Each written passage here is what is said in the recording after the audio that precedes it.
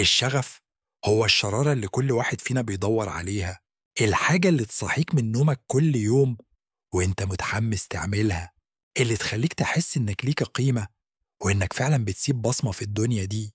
بس السؤال اللي بيحير ناس كتير: ازاي الاقي شغفي؟ تخيل معايا حياتك زي لعبة جديدة لسه لا اشتريتها، اللعبة لسه ما تعرفش تفاصيلها، بس عارف ان البطل في الاخر هينجح. مش عارف القصة كاملة ولا التحديات اللي هيقابلها ولا حتى إمكانياته الحقيقية، لكن البطل بيتعلم كل ده وهو ماشي جوه الرحلة. نفس الشيء بيحصل معانا في الحياة، مش لازم من أول يوم تعرف شغفك بدقة، أنت محتاج تجرب، تغلط وتتعلم من الغلط.